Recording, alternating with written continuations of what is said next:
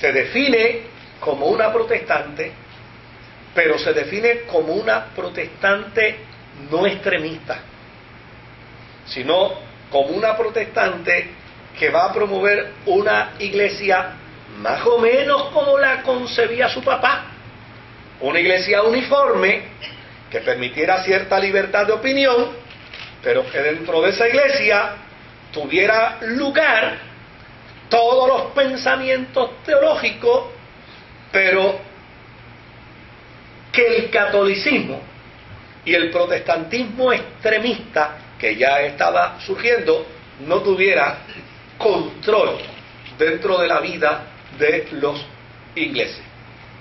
Claro, de la única manera que se podría dar esto era que se ajustara precisamente al culto que ya la iglesia protestante había establecido en Inglaterra, que era un culto anglicano, que era un culto al estilo ¿qué? Al estilo inglés, con la liturgia que había establecido Cranmer, con la Biblia que había establecido Cranmer, que se podía leer y que con ella era que se hacía teología. Así que eso es lo que ella llana y sencillamente establece. Claro, ella no se afilia a un protestantismo extremo para decir que gobiernen nada más que los luteranos o que gobiernen nada más. No. El católico puede seguir, el inglés que es católico puede seguir siendo católico, pero tiene que ajustarse a la teología que llana y sencillamente se enseña y se proclama dentro del contexto inglés. Y mire qué cosa interesante. Ella combina todo el elemento teológico que al principio era católico, que después era católico luterano y que ahora inclusive es católico luterano zwingliano.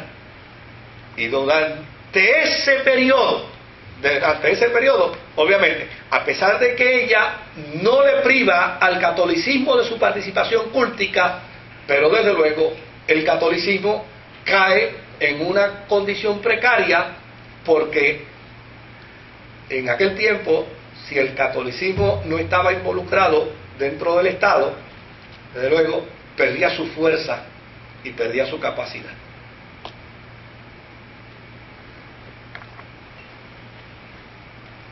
Esto hace que algunos católicos tomaron la causa de María Estuardo, la reina que estaba exiliada en Escocia, quien era heredera del trono inglés, y ellos entienden que esa María es la que debería en alguna medida tener el control político dentro de la vida de la iglesia. ¿Se acuerdan que al principio yo dije que en Escocia y en Inglaterra había una división bien marcada? Pues esa división bien marcada acontece precisamente como resultado de esta interacción de Isabel. Ahora, llegó un momento en Inglaterra que la fe católica se convirtió casi en una clandestina, donde los líderes católicos se entrenaban en Escocia y venían de allá y se introducían a Inglaterra para enseñar la fe tal y como se practicaba en todas partes del mundo de manera católica, porque en Inglaterra la fe se practicaba, pero no a la manera católica, apostólica, romana, sino la fe se practicaba de la manera católica, apostólica, inglesa. Era una iglesia que respondía a un contexto cultural particular y distinto. Claro, esto hizo que en muchas ocasiones se planificara por los movimientos católicos la forma y manera de salir de Isabel. Y ustedes saben cómo en aquel tiempo se salía de los reyes, ¿verdad? Desde luego, como para Isabel, su prima en Escocia le era un problema, porque simbolizaba ¿qué cosa? Simbolizaba un peligro de que en un momento dado, con el apoyo de otros países católicos, pudiera invadir Inglaterra, pues llana y sencillamente decidió ejecutarla. Hay que salir de ella, pues. Claro. Esto provocó entonces que ahora hubiera mucha muerte, en este caso no de protestantes, sino de católicos. Así es que, si María Tudor mató protestantes, Isabel mató católicos. Claro, lo que dicen algunos es que, comparado con el tiempo que María Tudor reinó, viceversa al tiempo que Isabel reinó, pues obviamente María mató más, porque María reinó como por un periodo corto, no llegó a 10 años, pero Isabel reinó casi por 50. Entonces, claro, los que la defienden, usted sabe que en eso pues los defensores nunca dicen, ella mató, pero cuando tú lo llevas proporcionalmente, ella no mató tantos como... Si María la Sanguinaria hubiera estado 50 años, ¿verdad? Ahora, hubo un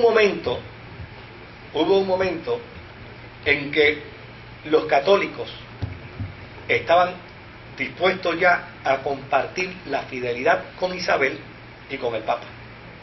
O sea, hubo un momento en que ese proceso se afinó en Inglaterra de tal manera que se permitía la convivencia entre católicos y anglicanos.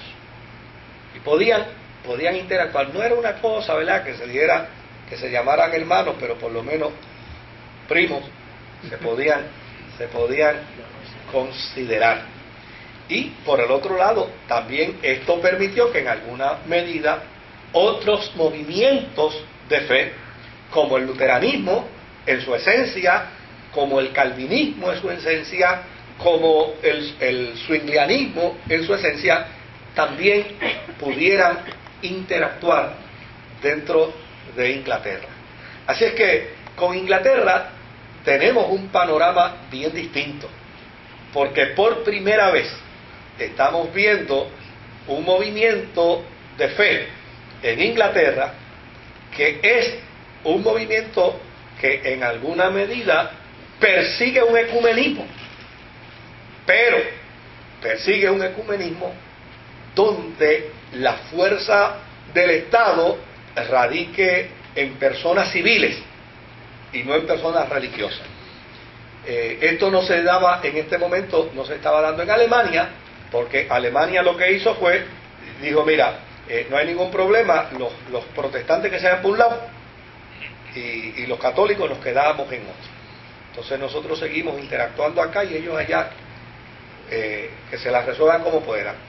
Tampoco pasaba en Francia, donde en Francia, pues obviamente había movimientos protestantes, pero la resistencia todavía seguía siendo fuerte. En Inglaterra sí se estaba dando este fenómeno donde los cristianos podían interactuar y podían manejar la experiencia de su fe, y los católicos eran bienvenidos menos el Papa. ¿Ves? O sea, eso es lo que, en síntesis, ¿no? Era lo que yo... Pero también los gobernantes se involucraron. Pues claro, porque... No fue como los otros países que se quedaron. Oh, no. En este caso no le quedaba otra alternativa. Enrique VIII tenía que involucrarse en el proceso. Sí, de eso dependía ¿qué? De eso dependía su heredero.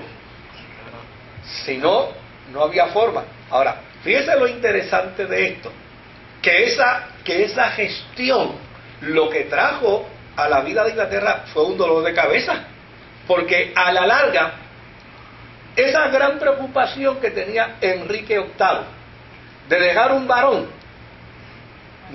como heredero no le sirvió de mucho, si a la larga sus dos hijas aún ilegítimas, y el varón murió, y ellas dos vinieron a reinar. De hecho, Isabel reinó por casi 50 años